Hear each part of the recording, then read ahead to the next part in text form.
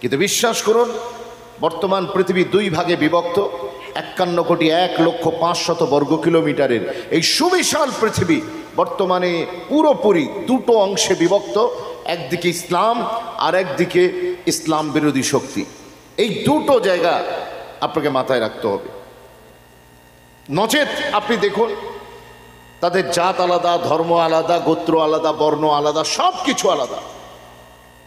এক ধর্মের মানুষ আর এক ধর্মের মানুষের সাথে কোনো রকম আইডিওলজিতে মেলে না, মেথোডোলজিতে মেলে না, তাদের ধর্ম বিশ্বাসের সাথে যায় না। কিন্তু তারপরেও যখন ফিলিস্তিন আক্রমণ চলছে ঠিক সেই সময় ইসরায়েলের পাশে সারা পৃথিবী এসে দাঁড়িয়ে গেছে। কি কথা ঠিক বলছি না ভুল বলছি? তো সুতরাং দেখা যাচ্ছে ইসলাম একদিকে আর সারা পৃথিবী আর একদিকে। মনে রাখবেন তারপরেও ইসলাম কি শেষ হয়ে যাবে বলে মনে হচ্ছে? এই জোরে বলেন, শেষ হয়ে যাবে? এর পূর্বে হালাকু খাঁ এসেছিল, চেঙ্গিস খাঁ এসেছিল, বিশ্বাস করুন তাতারিরা এসেছে, মঙ্গলরা এসে ইসলামের ইতিহাস যদি আপনারা পড়েন মাত্র 3 দিনে 18 লাখ মানুষকে, 18 লাখ মুসলমানকে তারা হত্যা করে বাগদাদের দাজলার নদীতে ফেলে দিয়েছে। এবং দাজলার নদীতে 3 দিন ব্যাপী কোনো পানি প্রবাহিত হয়নি, বরং মুসলমানের রক্ত প্রবাহিত হয়েছে। বাগদাদের বড় বড় ইসলামিক ইনস্টিটিউশন আর্কাইভটাকে পুরো ধ্বংস করে দেওয়া হয়েছে, ইসলামিক খাজানা যেখানে ছিল। কিন্তু তারপরেও মনে রেখে দেন তারা ভেবেছিল যে ইসলাম আর উঠে দাঁড়াতে পারবে না। আমি একটা কথা বারবার বলি যে ইসলামের উপরে সূচনা থেকে পর্যন্ত যত আক্রমণ এসেছে এই আক্রমণের যদি 1% অন্য কোনো রিলিজিয়ানের উপরে আসতো তাহলে সেই রিলিজিয়ানের নাম আর অস্তিত্ব সারা পৃথিবী থেকে মুছে যেত।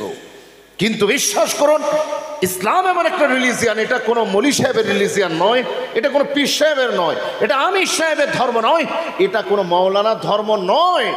ইন্না দীনা ইনদাল্লাহিল ইসলাম। বিশ্বাস করুন এটা আরশের মালিক আমার আল্লাহর ধর্ম। আর একবার জোরে বলবেন না সুবহানাল্লাহ? মনে রাখবেন মুল্ক কি হুকুমত বদলতি হ্যায় মগর কায়নাত কা খোদা নেহি বদলতা। মনে রাখবেন দেশের প্রধানমন্ত্রী, রাষ্ট্রপতি, প্রেসিডেন্ট, গভর্নরের পরিবর্তন হয়, কিন্তু কায়নাতের মালিক আমার আল্লাহ রাব্বুল আলামিন আগেও ছিলেন, এখনো আছেন এবং আমার আল্লাহ অনন্তকাল থাকবেন। আর একবার জোরে বলা যাবে না সুবহানাল্লাহ? বিশ্বাস করুন আজকে মিডিয়া ইসলামের পিছনে, আমেরিকা ইসলামের পিছনে, ব্রিটেন ইসলামের পিছনে, ফ্রান্স ইসলামের পিছনে, ওয়েস্টার্ন কান্ট্রিজগুলো ইসলামের পিছনে, এমনকি সারা পৃথিবীর যত বড় বড় নিউজ চ্যানেল, CNN, BBC থেকে শুরু করে আপনি HBC, সারা পৃথিবীর যেখানেই যাবেন যত বড় বড় নিউজ চ্যানেল আছে, কি ইলেকট্রনিক মিডিয়া, কি প্রিন্ট মিডিয়া, সবাই পড়ে আছে ইসলামের পিছনে। আমি আপনাদের জিজ্ঞাসা করতে চাই, সবাই ইসলামের পিছনে, ইসলাম সামনে না পিছনে? জোরে বলবেন না সুবহানাল্লাহ? আর একটু জোরে বলবেন না সুবহানাল্লাহ? বিশ্বাস করুন সেদিনও আবু জেহেল, আবু লাহাব তারা ইসলামের পিছনে লেগেছিল, তারা পিছনেই পড়েছিল, ইসলাম আগে ছিল সেদিনও।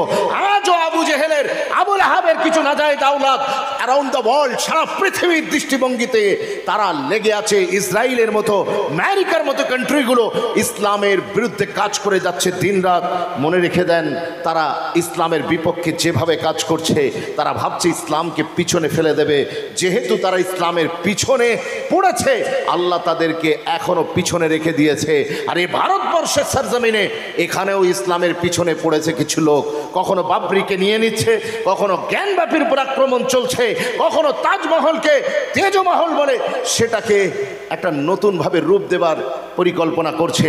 মনে রাখবেন মুসলমানও না ঘবরাও खुदा की शान बाकी है, मुसलमानों न घबराओ खुदा की शान बाकी है, अभी इस्लाम जिंदा है, अभी कुरान बाकी है।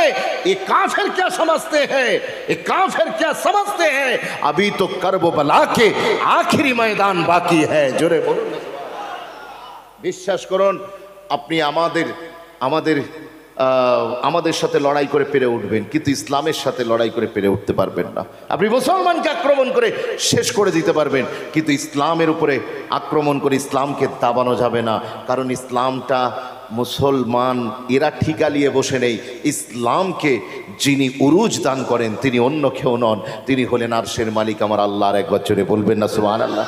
আর একটা নতুন ইনফরমেশন আপনাদেরকে দিই, ইতিহাসের ছাত্র হিসেবে বলে যাই, মনে রেখে দেন সারা পৃথিবীতে যে জাতির একবার, আমরা বলি উরুজ এবং জাওয়াল, আমরা বলি উত্থান আর পতন, কিন্তু মনে রাখবেন যে জাতির একবার পতন হয়েছে সেই জাতি আর দোবারা ঘুরে দাঁড়াতে পারেনি।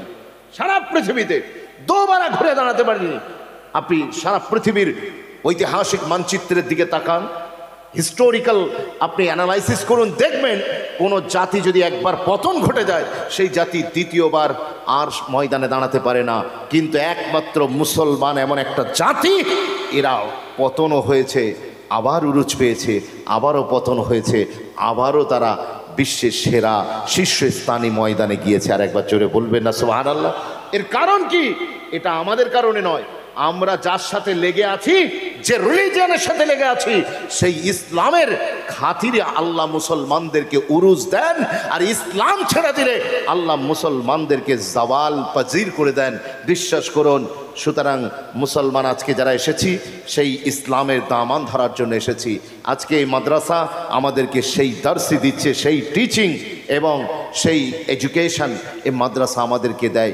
আল্লাহ যেন কবুল করে নেন।